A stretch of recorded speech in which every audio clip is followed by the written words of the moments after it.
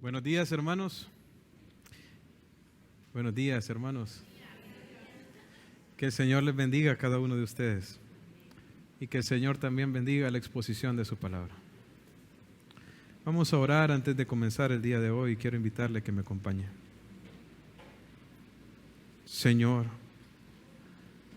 nuestro Dios y Padre Celestial, solo tú, oh Dios, eres santo. Solo tú, Señor, eres digno. Solo tú eres exaltado sobre todo y soberano sobre tu creación. Tú eres Señor. Padre, te damos gracias por concedernos la bendición de podernos acercar a ti por medio de los méritos de nuestro Señor Jesús, quien se entregó a sí mismo en el Calvario para llevar nuestros pecados y quitar el estorbo que existía para que pudiéramos entrar a tu presencia. Gracias, Señor, porque nos has dado acceso a través del velo, Señor, al lugar santísimo, a tu presencia.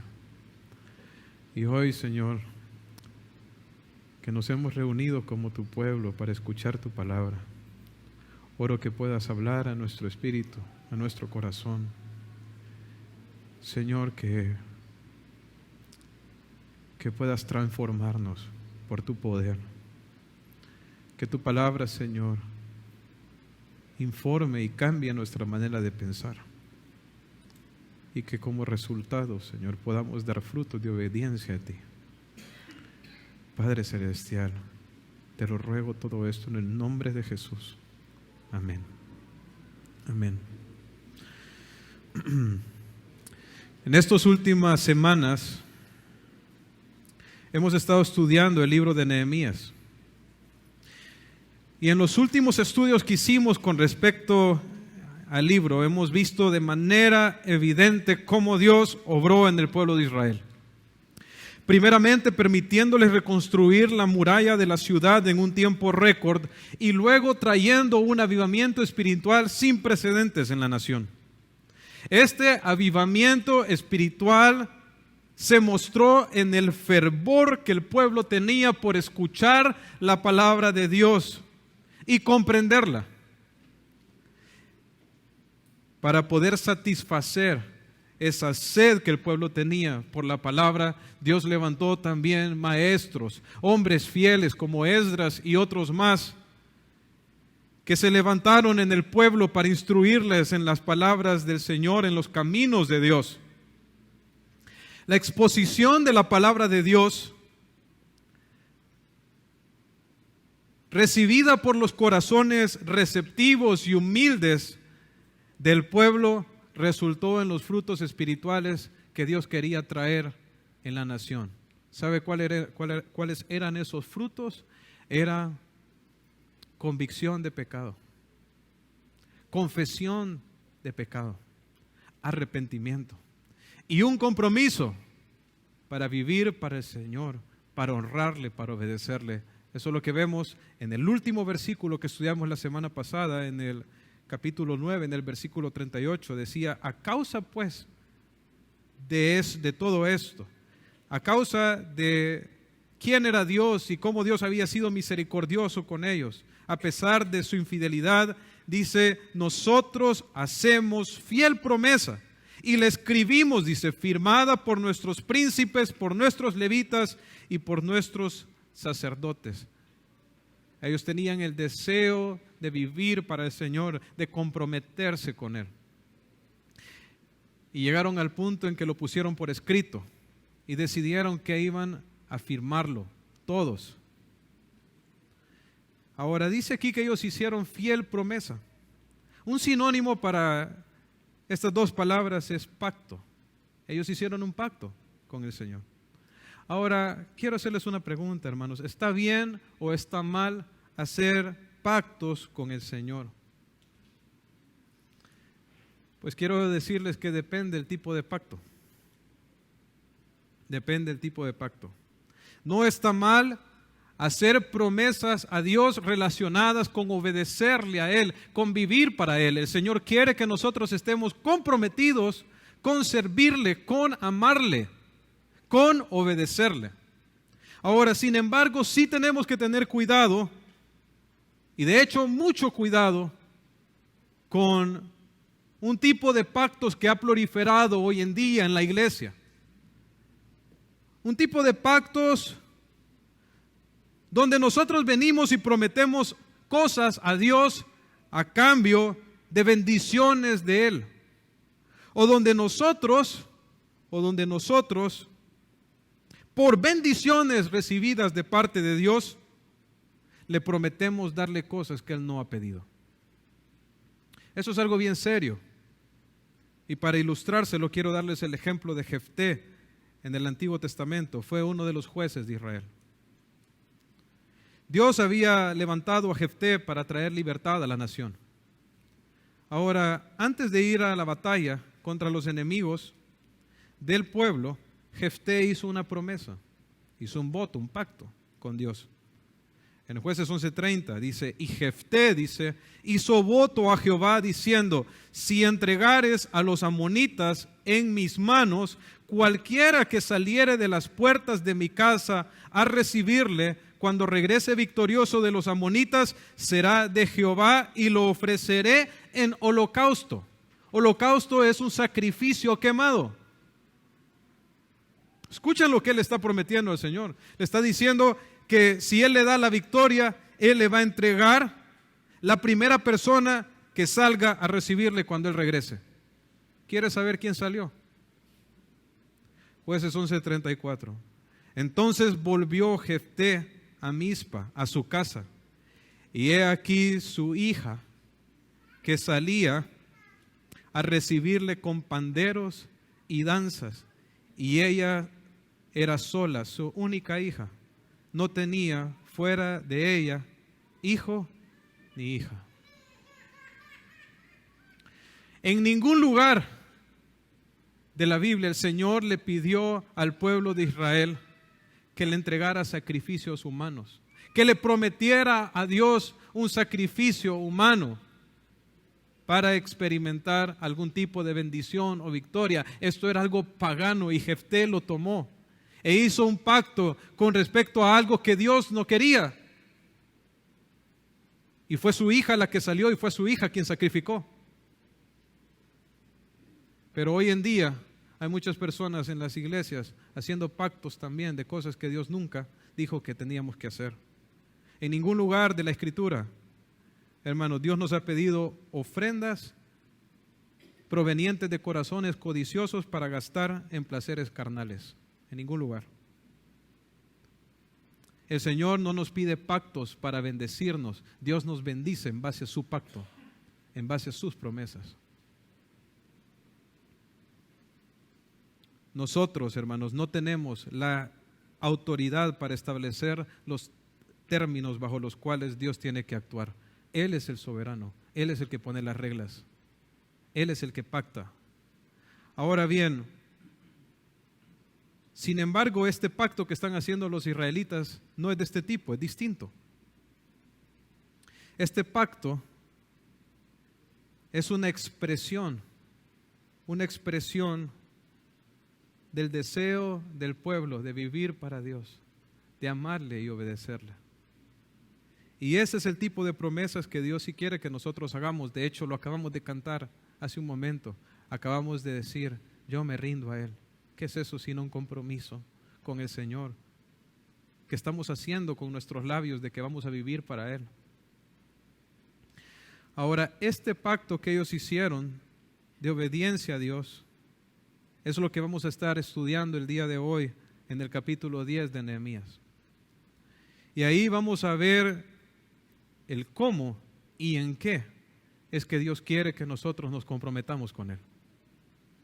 Así que quiero invitarle a abrir sus Biblias e ir a Nehemías, capítulo 10, versículo 1. Nehemías, capítulo 10, versículo 1.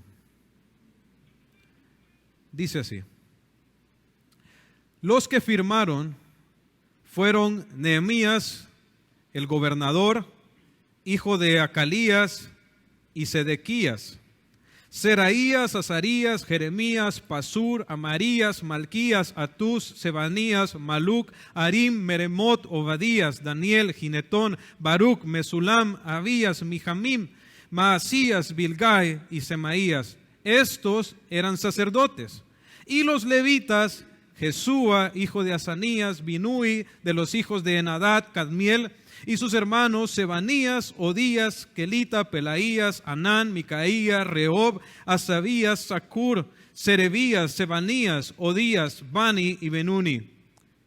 Las cabezas de pueblo: Paros, Paad, Moab, Elam, Satú, Bani, Buni, Asgad, Bebai, Adonías, Bigbai, Adin, Ater, Ezequías, Asur, Odías, Asum, Besai, Arif, Anatot, Nebaid, Macpías, Mesulam, Esir, Mesesabeel, Saduc, Hadúa, Pelatías, Anán, Anaías, Oseas, Ananías, Asub, Aloés, Bilas, Sobek, Reum, Asabna, Maasías, Ahías, Anán, Maluc, Anim y Baana. Y el resto del pueblo, los sacerdotes, levitas, porteros y cantores, los sirvientes del templo y todos los que se habían apartado de los pueblos de las tierras a la ley de Dios, con sus mujeres, sus hijos e hijas y todo el que tenía comprensión y discernimiento.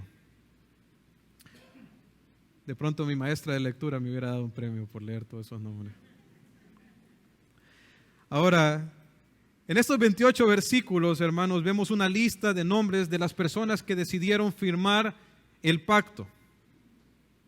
Ahora, en el versículo 1 vemos que al frente está Nehemías, que era el gobernador. Ya hemos hablado bastante sobre Nehemías en los meses anteriores, y vemos que era este copero que estaba sirviendo al lado del rey Artajerjes allá en Medo-Persia, y que por causa de lo que Dios puso en su corazón dejó todo eso para venir acá a Israel a poder levantar los muros. Artajerjes también lo puso como gobernador sobre esta provincia de Judea. Entonces tenemos aquí a Nehemías, el gobernador, como el primero firmando este pacto. Pero no solamente él. Dice aquí que lo firmaron también Sedequías, Seraías, Azarías. Esa es lo que la primera lista que está en los primeros versículos. Y ellos son los gobernantes, los príncipes, los que gobernaban aparte de Nehemías en la nación. Entonces eran las personas a través de las cuales Nehemías ejercía el gobierno civil. Ahora, pero no solamente fueron las autoridades civiles las que se comprometieron con el Señor, también lo hicieron los sacerdotes. Lo podemos ver ahí en el versículo 8 y lo podemos también ver en el versículo 28. Pero no solamente los sacerdotes, también los levitas. Los levitas eran las personas que servían en el templo. Eran los descendientes de Leví. Algunos ocupaban posiciones como cantores, otros como porteros, otros como ayudantes de los sacerdotes en el templo. Entonces en esta parte está hablando acerca de los líderes espirituales de la nación. Entonces tenemos a los líderes civiles, pero también tenemos a los líderes espirituales, los sacerdotes, los levitas, todos comprometiéndose con el Señor de que van a vivir para Él. Pero no solo ellos. Dice en el versículo 28, dice, y el resto del pueblo. Luego menciona nuevamente los sacerdotes, levitas, cantores, los sirvientes del templo, pero mire lo que dice después. Y todos, dice, los que se habían apartado de los pueblos de la tierra a la ley de Dios, con sus mujeres, sus hijas e hijos, todo el que tenía comprensión y discernimiento. Entonces, ¿quiénes fueron los que se comprometieron con el Señor? Las autoridades civiles, fueron los líderes espirituales, pero también el pueblo arrepentido, aquellos que se habían rendido a su Dios, que se habían apartado del pecado y habían decidido seguir el camino de su Dios. Todos ellos vinieron y participaron en firmar este compromiso. Hermanos, ¿cómo podemos ver que realmente hay avivamiento espiritual en el pueblo de Dios? Cuando todos están comprometidos con Él, cuando todos están comprometidos con el Señor. ¿Sabe? Dios no quiere que solamente sean los líderes o los pastores en esta iglesia los que están comprometidos con Él. Él quiere que cada uno de los que están aquí lo esté. ¿Quiénes fueron los que se comprometieron aquí? Dice los que se habían apartado de las tierras a la ley de Dios, los que habían decidido entregarse al Señor y vivir para Él. Y yo quiero hacerle una pregunta. ¿Usted es de los que se ha arrepentido de sus pecados? ¿Usted es del grupo de los que se ha entregado al Señor Jesús? Pues si usted es parte de ese grupo, entonces la voluntad de Dios es que usted esté comprometido con Él, comprometido para obedecerle, comprometido para amarle con todo su corazón, con toda su alma, con toda su mente, con todas sus fuerzas. Eso es lo que Dios espera de cada uno de nosotros. Dios no quiere que nosotros seamos personas religiosas superficiales, donde venimos a la iglesia, escuchamos un sermón y luego vamos a la casa a vivir igual. Eso no es la voluntad de Dios para nosotros. Él nos rescató, Él nos salvó del pecado para que nosotros vivamos una vida de santidad, una vida de victoria, una vida de testimonio para todos aquellos que no le conocen a Él. Esa es la voluntad de Dios. Y el compromiso, hermanos, en el pueblo de Dios no es solo de unos pocos, no es solo de los líderes, no es solo de los pastores, es de todos y cada uno. Ahora bien, dice aquí que fueron los líderes, pero también junto con ellos sus mujeres, sus hijos. Entonces vemos aquí familias completas. Qué cosa más hermosa ver familias enteras comprometiéndose en vivir para Dios. A veces es triste, ¿verdad? Ver las familias divididas, ver al esposo quedándose en la casa, viendo televisión y la esposa yendo a la iglesia. Es triste ver a los hijos rebeldes también. Pero por eso necesitamos orar, hermanos. Orar por nuestras familias. Orar porque tanto nuestros hijos, nuestras esposos puedan conocer al Señor y que juntos como familia podamos servirle a Él. Juntos, todos. Ahora dice al final que lo firmaron todo el que tenía comprensión y discernimiento. ¿Sabe? Este pacto que ellos estaban haciendo no era algo emocional ni superficial. No era algo que estaban haciendo porque habían sido manipulados por algún maestro de la Biblia. En ninguna manera. Fue un pacto que ellos hicieron con completa comprensión de lo que estaban haciendo. Así son los compromisos con el Señor. No son emocionales, son pensados. Muchas veces es fácil que nosotros en algún momento de emoción, ¿verdad? Nosotros vengamos y empezamos a expresarle cosas a Dios. Compromisos, hacer compromisos con Él, pero sin realmente pensar en lo que estamos haciendo. Realmente Dios no quiere que sean nuestros compromisos con Él así, sino que realmente nosotros estemos entendiendo, teniendo discernimiento de lo que estamos haciendo. Así lo hicieron acá, con comprensión y discernimiento. Eso muestra que era voluntario, que no era algo a la fuerza. Ahora bien, ¿a qué se comprometieron? Vamos al versículo 29, de ahí de Nehemías 10. Dice, se reunieron con sus hermanos y sus principales para protestar y jurar que andarían en la ley de Dios, que fue dada por Moisés, siervo de Dios, y que guardarían y cumplirían todos los mandamientos, decretos y estatutos de Jehová nuestro Dios. Dice que ellos se reunieron con sus hermanos, sus principales, ¿para qué? Para protestar. La idea de protestar aquí no es que hicieron una manifestación, hermanos. El sinónimo de esta palabra es voto. La idea es un compromiso firme, esa es la idea de la palabra protestar ahí. Entonces, dice que ellos hicieron un juramento. Dice que se juntaron para protestar y jurar que ellos andarían en la ley de Dios. En eso consistía su compromiso. No era haciendo un pacto para que Dios les trajera bendiciones. Era un pacto de que ellos iban a vivir conforme a la palabra de Dios. Era un compromiso con vivir de acuerdo a la palabra. Ahora, dice que ellos juraron de que andarían en la ley de Dios. ¿Cuál es la idea de andar en la ley de Dios? La idea de andar es de hacer la constante compañía de uno. Ellos estaban diciendo que iban a hacer de la palabra de Dios su constante compañía. ¿Cómo hacemos nosotros de la palabra de Dios nuestra constante compañía? Cuando nosotros la leemos, cuando nosotros la estudiamos, cuando nosotros meditamos en ella.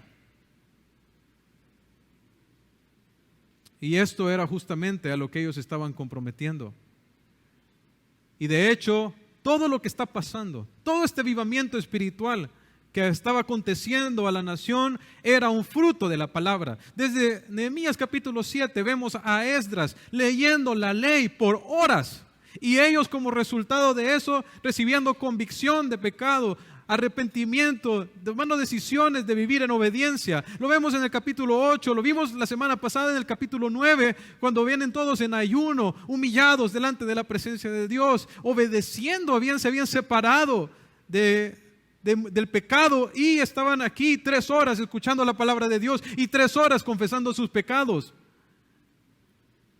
Lo que ellos están prometiendo aquí es que ellos van a continuar en eso, que ellos van a seguir siendo fieles a la palabra, a escuchar la palabra de Dios. Como dice el salmista allá en el Salmo 119, 97, oh, cuánto amo yo tu ley, dice. Todo el día es ella mi meditación. Hermanos, podríamos cantar nosotros eso mismo. Podríamos decir estas palabras nosotros, oh, cuánto amo yo tu ley. Es ella todo el día mi meditación. Porque si no, eso es lo que Dios quiere para nosotros, que amemos su palabra. La ley de que Jehová Dios dio a Moisés hacía referencia a la Escritura, a la revelación que ellos habían recibido hasta el momento. Nosotros ya la tenemos toda, tenemos el Antiguo y el Nuevo Pacto en un solo libro, en la Biblia. Tenemos acceso, hermanos, a la palabra de Dios, que es poderosa para llevar a cabo todos los cambios que Dios quiere llevar a cabo en nosotros. Oh, cuánto amo yo tu ley, dice el salmista. Hay una persona que ilustra bien este amor por la palabra de Dios, que es un hombre llamado Robert Samuel. Era un hombre en Kansas, en los Estados Unidos, de Kansas en los Estados Unidos. Poco después de haberse convertido a Cristo, él sufrió un accidente, hubo una explosión. Y él perdió sus manos y su rostro le quedó desfigurado, perdió la vista. Y lo que lo tenía a él más triste de todo era que ya no iba a poder leer la Biblia. Pero escuchó que había una muchacha que leía la Biblia en braille con sus labios. Así que él decidió conseguirse una Biblia en braille y probar a ver si con sus labios él podía percibir los caracteres y podía leerla. Pues resulta que cuando él puso la Biblia en sus labios, el daño que había recibido en el rostro, en sus nervios, era tal que no podía percibir con los labios los caracteres. Sin embargo, por esas cosas de la gracia de Dios, no solo sus labios entraron en contacto con el texto, sino también su lengua. Y cuando él lo tocó con la lengua, él pudo sentir los caracteres con la lengua. Algún tiempo después, él escribió un libro que se llama Las maravillas de la palabra de Dios. Y para cuando él escribió ese libro, la había leído 4 veces ya con la lengua. Hermanos, y nosotros con todos nuestros sentidos, con la disposición que tenemos para la palabra, a disposición nuestra en tantos dispositivos, en tanto lugar, y no la leemos, hermanos. Necesitamos arrepentirnos y tener un compromiso con la palabra. ¿Sabe? Como decía el pastor Adrian Rogers, decía él,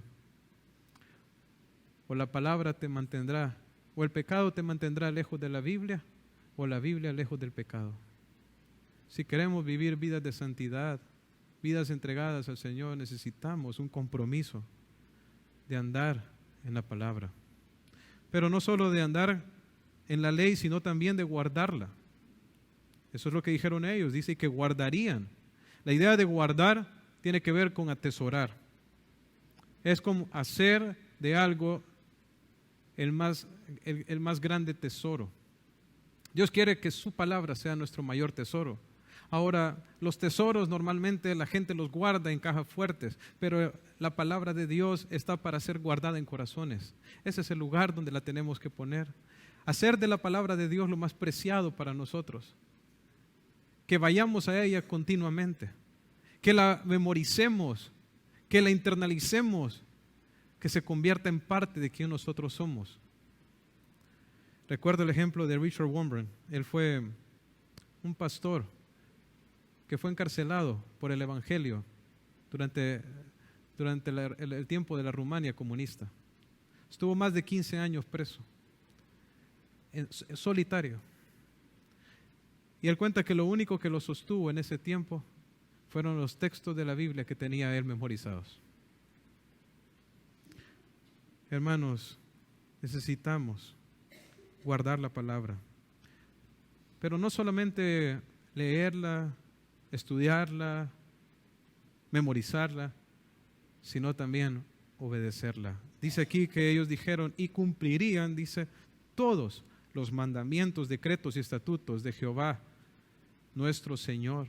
Entonces, era un compromiso, no solo para oír la palabra, sino también un compromiso para obedecer la palabra. Y ese es el compromiso que Dios quiere que tengamos también nosotros. ¿Se acuerdan lo que dice Santiago capítulo 1, versículo 22, donde dice, pero sed hacedores de la palabra y no tan solamente oidores, engañándoos a quién? A vosotros mismos. A Dios no lo vamos a engañar. Podríamos engañar a la gente, ¿verdad? Pero a Dios nunca lo vamos a engañar. Y al final nos engañamos a nosotros mismos cuando somos oidores de la palabra, pero no hacedores de ella. Dios quiere que la pongamos en práctica. Dios quiere que la pongamos por obra. Dios no quiere que nosotros seamos un instrumento para que la gente blasfeme al Señor, porque hoy en día el nombre del Señor es blasfemado por aquellos que se dicen cristianos, pero que no viven la palabra. Por eso se les llama hipócrita tanto a los cristianos, ¿no es así? Porque no ponen en práctica la palabra, y en nosotros no debe de ser así, hermanos. Debemos de tener un compromiso por oír la palabra, pero también por obedecerla, y ese fue el compromiso que los israelitas adquirieron con el Señor aquí, pero no se quedó ahí. Después ellos mencionan 3 áreas de obediencia específica, 3 áreas en las que ellos específicamente querían obedecer al Señor. Sabemos que la ley implicaba más de lo que ellos ponen acá, entonces ellos en particular manifiestan su deseo de obedecer en estas 3 cosas, y las vamos a leer a partir del versículo 30. Nehemías 10:30. Dice, y que no daríamos nuestras hijas a los pueblos de la tierra, ni tomaríamos sus hijas para nuestros hijos. Asimismo, que si los pueblos de la tierra trajesen a vender mercaderías y comestibles en día de reposo, nada tomaríamos de ellos en ese día ni en otro día santificado, y que el año 7º dejaríamos descansar la tierra y remitiríamos toda deuda. Nos impusimos además por ley el cargo de contribuir cada año con la 3ª parte de un ciclo para la obra de la casa de nuestro Dios, para el pan de la proposición y para la ofrenda continua, para el holocausto continuo, los días de reposo, las nuevas lunas, las festividades y para las cosas santificadas y los sacrificios de expiación por el pecado de Israel y para todo el servicio de la casa de nuestro Dios. Echamos también suertes los sacerdotes, los levitas y el pueblo acerca de la ofrenda de la leña para traerla a la casa de nuestro Dios según las casas de nuestros padres en los tiempos determinados cada año para quemar sobre el altar de Jehová nuestro Dios, como está escrito en la ley.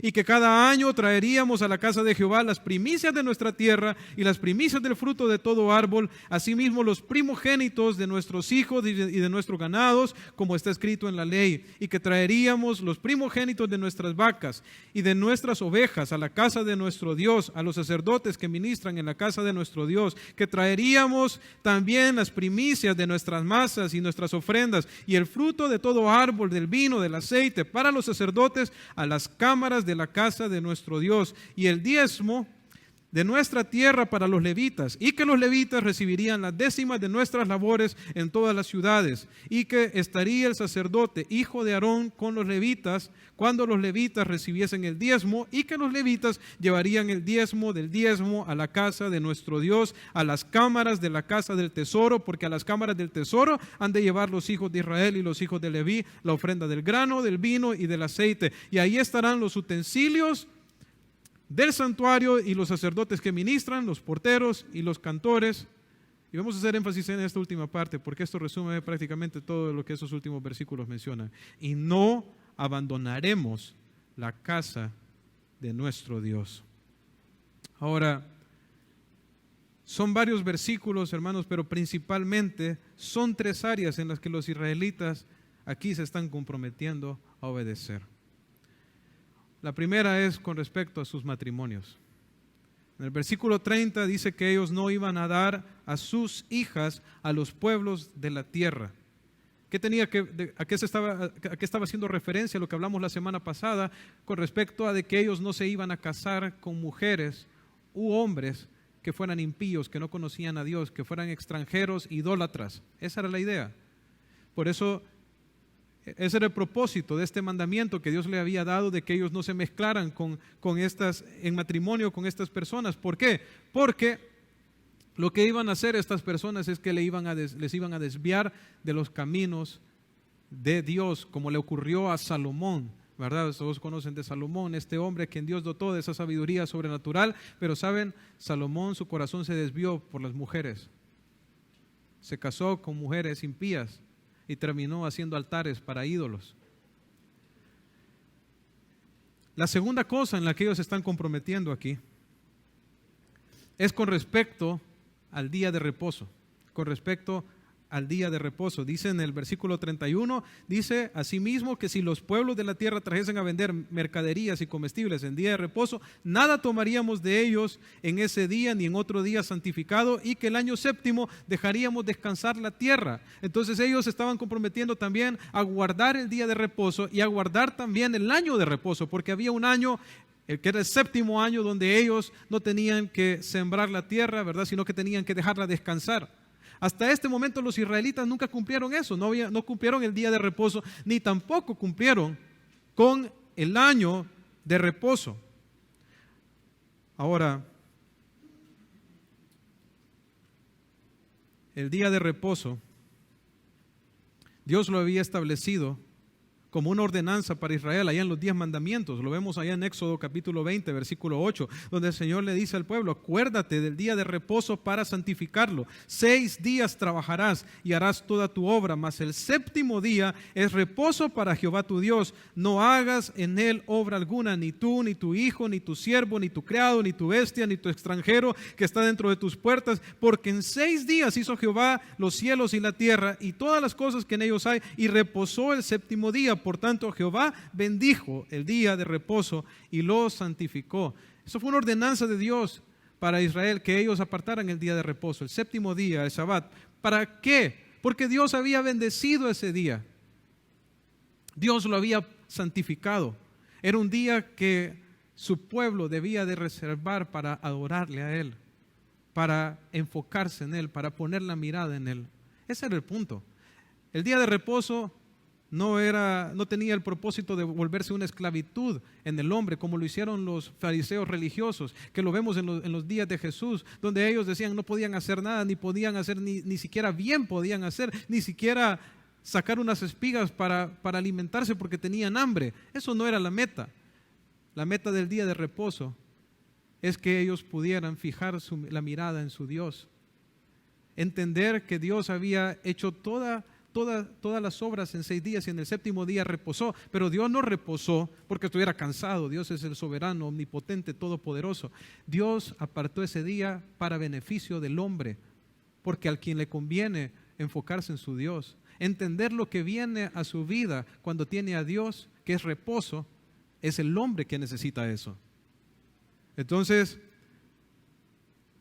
ellos están aquí ratificando o haciendo un compromiso para poder respetar este día y también el año, que no van a ser codiciosos, que no se van a ir como el resto de las naciones, ¿verdad? Que trabajaban todos los días estaban buscando hacer plata, ¿verdad? Sino que ellos iban a apartar su día, un día para fijarse en su Señor. Ahora, la tercera área en la que ellos se comprometen es en la parte de la provisión para el templo y los servidores del templo. Si notan, ellos se comprometen a dar las ofrendas, los diezmos, las primicias y todo lo que se requería para el sostenimiento del ministerio en el templo, para el sustento de los sacerdotes, para el sustento de los levitas, para lo que se requería para los sacrificios, la madera, etcétera. Ellos están tomando el compromiso de que van a ser fieles en cuidar todo lo que se requiere para el ministerio de Dios.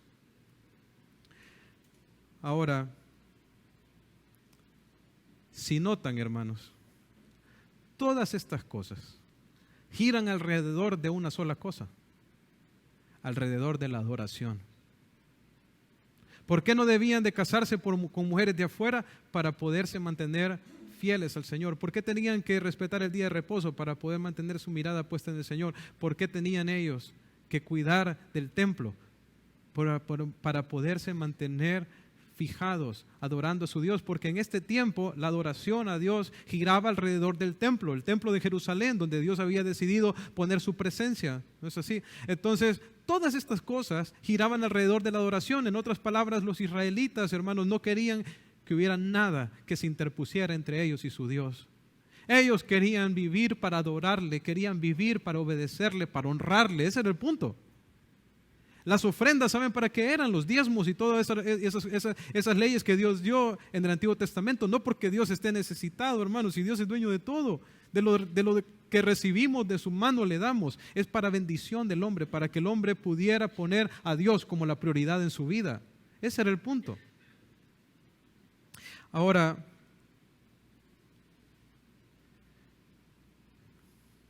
ciertamente, la aplicación de estos principios para nosotros es distinta, porque nosotros lo vemos desde la perspectiva del nuevo pacto. Ahora, pero justamente porque lo vemos desde esta perspectiva, es que podemos ver la importancia de que ellos cumplieran estas cosas. ¿Por qué era tan importante esto? ¿Por qué era tan importante que los matrimonios de ellos fueran constituidos por dos personas que querían alabar, adorar a Dios, que estuvieran comprometidas con Él? ¿Por qué? Nosotros ahora lo sabemos porque lo vemos desde la perspectiva del Nuevo Testamento. ¿Qué dicen en Efesios capítulo 5, versículo 31? Y dejará el hombre a su padre, a su madre, y se unirá a su mujer, y los dos serán una sola carne. Dice, ¿pero qué dice el apóstol Pablo? Pero yo no digo esto con respecto. Yo digo esto, dice, con respecto de Cristo y la iglesia. Se lo puede leer. Dice, por esto dejará el hombre a su padre y a su madre y se unirá a su mujer y los dos serán una sola carne. Grande es este misterio, mas yo digo esto, dice, respecto de Cristo y la iglesia. ¿Por qué era tan importante que los matrimonios estuvieran conformados por personas que amaban a Dios? ¿Para qué? Para que el hombre pudiera amar incondicionalmente a su esposa y la esposa pudiera sujetarse también a su esposo y a través de esa relación reflejar la relación que Cristo tiene con su iglesia. Por eso es tan importante para nosotros hoy en día que nuestros matrimonios se conformen a la voluntad de Dios. Dios no quiere que sus hijos estén en fornicación, adulterio, ni nada de eso, sino que tengan un compromiso en el uno al otro, de amor incondicional, como lo tiene el Señor Jesucristo. ¿Por qué era tan importante que ellos respetaran el día de reposo? Porque el día de reposo, quiero decirles, hermanos, anunciaba el estado en que iban a entrar todas aquellas personas que pusieran su fe en Cristo Jesús. ¿Saben quién es nuestro reposo? Es Cristo Jesús. Lo dice Hebreos capítulo 4, versículo 1, dice, temamos, pues, no sea que permaneciendo aún la promesa de entrar en su reposo, alguno de vosotros parezca no haberlo alcanzado, porque también a nosotros se nos ha anunciado la buena nueva como a ellos. O sea, a los israelitas se les anunció la buena nueva, pero no les aprovechó el oír la palabra. ¿Por qué? por no ir acompañada de fe en los que creyeron. Pero dice, los que hemos creído, entramos en el reposo. ¿Quiénes son los que han entrado en el reposo? Los que han creído. ¿Quién fue el que dijo, venid a mí todos los que están cansados y cargados, que yo os haré descansar? El día de reposo, hermanos, tenía que ver con la idea de que en ese día, ellos pudieran experimentar lo que viene de Dios, que es perdón, que es salvación, que es vida eterna. En el año séptimo ellos tenían que devolver las tierras, perdonar deudas, liberar a los esclavos. ¿Qué era todo eso? ¿Quién anunciaba? Todo lo que íbamos a tener, a recibir los creyentes a través de Cristo Jesús. Libertad, perdón de pecados, vida eterna, todo eso. El día de reposo anunciaba a Cristo. Nosotros estamos en el reposo. Ahora, ¿y qué del templo? Hermanos, todas las cosas del templo apuntaban al Señor Jesucristo. El templo tenía el lugar santísimo y el lugar santo, y dividido, y lo que separaba al lugar santísimo del lugar santo era el velo. En el lugar santo estaba el candelabro, estaba la mesa de los panes de la proposición y el altar del incienso. Afuera del templo estaba el altar donde se ofrecían los sacrificios.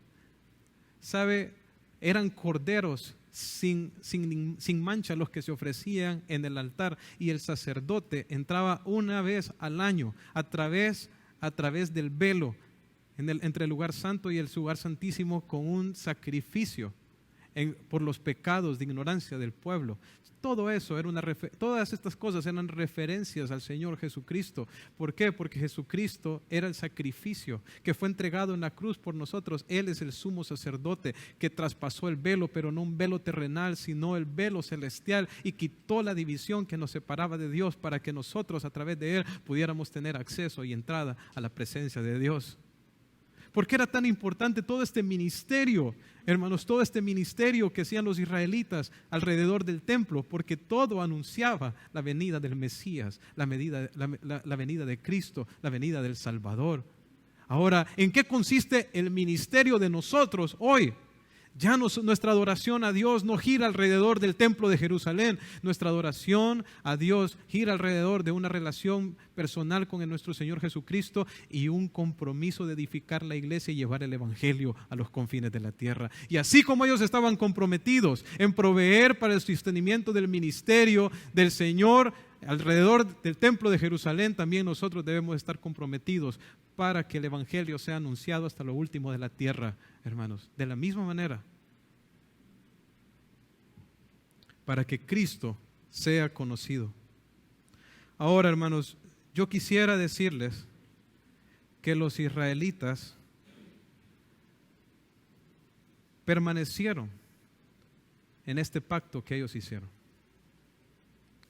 Pero como vamos a ver cuando lleguemos a Nehemías capítulo 13, no fue así. Nehemías tuvo que salir de Jerusalén, salió como aproximadamente por un periodo de 10 a 12 años, y cuando regresó, ¿sabe qué había pasado con los israelitas? Habían incumplido cada una de las partes de este pacto. Ahora, por otro lado, ¿cree usted que Nehemías lo cumplió? Por supuesto que sí. Los israelitas, si Nehemías no estaba, si no lo estaban viendo, se desviaron, se aflojaron. Muchas veces somos así nosotros también. No somos consistentes en nuestras promesas que le hacemos a Dios.